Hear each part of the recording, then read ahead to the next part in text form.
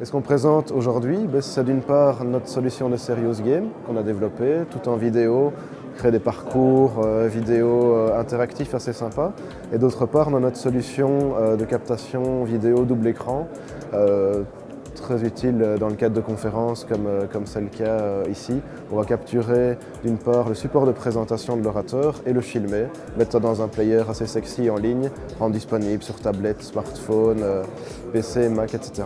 Technobel en parallèle développe aussi toute une série de nouvelles formes d'apprentissage et c'est là que nous avons donc eu l'idée de développer un Serious Game qui permettrait d'apporter aux apprenants les notions fondamentales de ce qu'on appelle la logique de programmation ou l'algorithmique.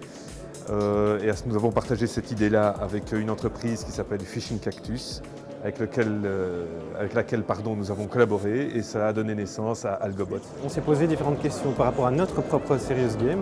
Est-ce qu'on en a besoin d'un Serious Game pour faire de la pratique ou bien est-ce que ce sera plutôt situationnel? Est-ce que ce sera plutôt orienté vers des tâches, des missions à remplir? Est-ce qu'il y a un rôle marketing aussi un petit peu pour nous dans ce Serious Game? Et en répondant à toutes ces questions, on est arrivé à la conclusion que ce qui pourrait être assez sympa pour nous, et notamment pour les primo-arrivants dans l'administration fédérale, c'est-à-dire les tout nouveaux fonctionnaires, ce serait de leur proposer un Serious Game basé sur des QR codes qui devraient flasher dans les différentes administrations, qui leur donneraient soit des quiz, soit des missions à remplir.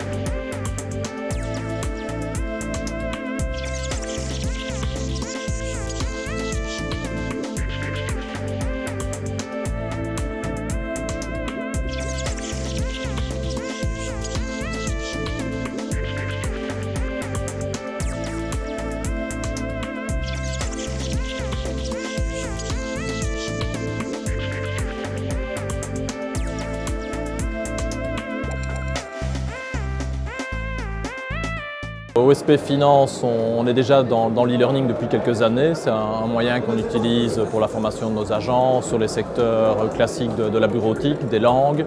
Et on essaye aussi maintenant d'étoffer de plus en plus le catalogue de ce qu'on propose avec des contenus qui sont des contenus orientés métier. Le projet sur lequel on va travailler avec Now, c'est un petit teaser qu'on va placer sur notre intranet qui consistera en quelques questions.